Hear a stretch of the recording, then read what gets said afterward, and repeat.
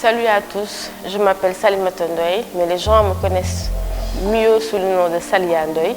J'habite à Bargny, je suis étudiante en marketing digital et graphisme. Je suis entrepreneur aussi. Bon, j'ai eu plus à travailler avec des entreprises qu'avec moi-même parce que je viens de créer ma propre entreprise, G-Wax. Je partage ça avec ma belle Harit, ce n'est pas moi toute seule, même si mon parcours scolaire, ça a été entre le CM Bargny, le lycée Bargny surtout, parce que ça m'aide beaucoup sur le travail, parce que et plus ça marche aussi.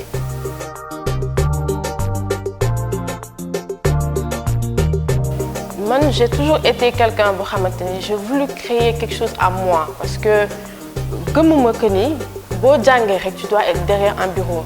Comme moi tu dois aller dans une entreprise déposer CV sur CV, CV sur CV. À la longue, personne ne crée en fait. Tu as une petite création jambour, mais toi tu ne crées pas. Et ça c'est toujours quelque chose que je n'ai jamais aimé. Donc j'ai toujours voulu créer ma propre marque, mais sur le domaine africain. Lo xamanteni ci suñu culture la bokku surtout, mais je savais pas quoi exactement. Parce que nit ñi fi d'habitude bu ñu waxé vax surtout moy li nga xamanteni on travaille avec ñu waxé vax dañ koy jappé yëre olof li nga xamanteni suñu yaay yi mom lañu sol suñu maam yi mom lañu sol et c'est joli hein, c'est très joli d'ailleurs. Mais je voulais faire quelque chose de moderne. D'où le nom Génération Wax. Donc le wax mais d'une autre façon, génération Boubès. Le wax mais peut-être avec des t-shirts, avec des robes, des jupes, sacs, chaussures, bijoux.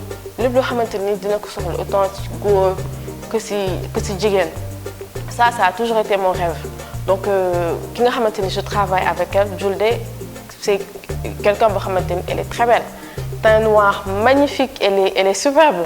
Donc pour moi c'est un match en fait, ça marche trop. Le fait que ma bëgg dugg ci mode africaine ak mom comment elle est, ça marche.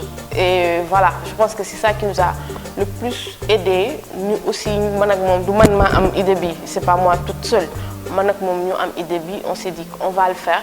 Donc depuis je pense bientôt 6 mois, G-Wax mi ngi nekk di fonctionner, qui est une marque protégée. Ça je le rappelle aussi, je tiens, c'est une marque qui est protégée légalement pour au cas où.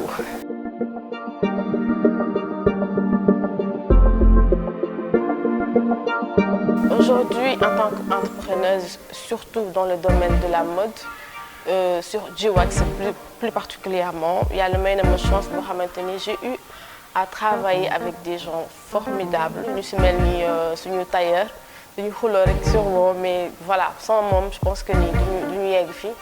On a aussi eu à travailler avec beaucoup de partenaires au niveau de Diamniadio, au niveau de Rufisque, Dakar, ça nous a aidé parce que je peux dire que pour faire qu'on ait du lol non yep ñu yegg fi G-Wax bi mu commencé ak légui ça fait même pas 1 an et je sais pas affaire bi dafa ma jëlé kaw fu mu yegg je comprends même pas.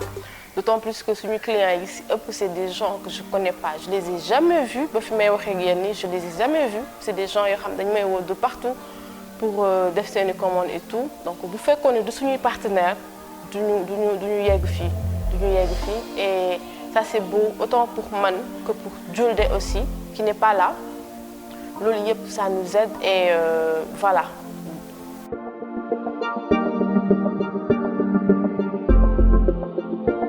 Alors, en tant que femme entrepreneuse, c'est difficile, c'est très difficile de percer dans ce milieu, d'autant plus qu'en tant qu'Africaine, en tant que Sénégalaise surtout, la plupart du temps, ce rôle, bon, en fait. À un certain niveau, nous avons peu importe où on encore. Mais c'est très rare de créer sans l'aide de personne.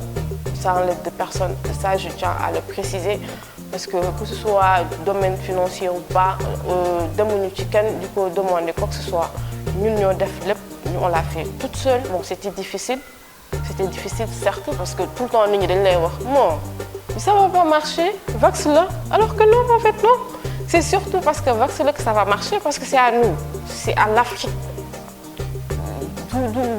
En fait nous dañu war a bàyyi di rey suñu bopp si loo xamante ne dafa jóge ci keneen. C'est une fierté aujourd'hui nga toog ak sa moromu jigéen mu soo benn yére bu rafet nga complimenté ko waaw li nga soo rafet na de. La première chose qu'elle va te dire mooy que sama grand frère bu nekk France bu nekk États-Unis moom ko indil. C'est cool, il y a pas de problème. Mais aussi ça devrait être une fierté nga sol dara ñu laaj la fan nga ko jëlee nga ne maa ngi ko dem jëndee je sais pas marché dara amu ci ñun li ñuy defar ñi nga xamante ne ñu jug extérieur ñooñu ko gën a bëgg sax ko ñun fii et ça me fait mal su ma gisee loo xamante ni suñuy clients la plupart du temps ils viennent de l'extérieur que fii bon am nañu ay clients fii j'en ai des tas heureusement alhamdulillah mais je déplore le fait que ñi joxuñu ko gëdd bi mu mérité.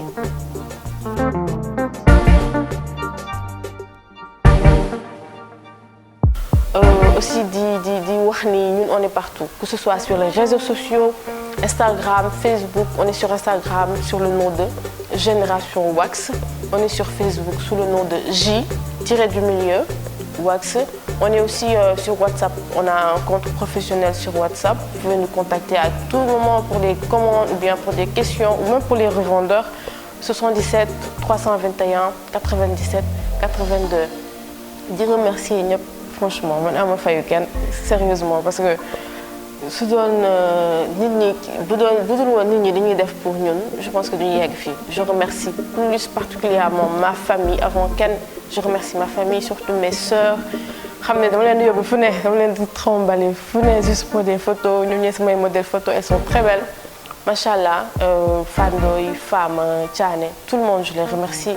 De remercier c'est un partenaire de travail, c'est une personne elle est très facile à travailler franchement am na dafa yaatu nekk na koo xamante ne même si on se dispute souvent et tout genre lépp c'est dans le but de mieux faire, c'est dans le but de plus travailler, de remercier samay xarit et tout. Ça n'a pas été facile mais je le remercie vraiment maa ngi remercier ñëpp.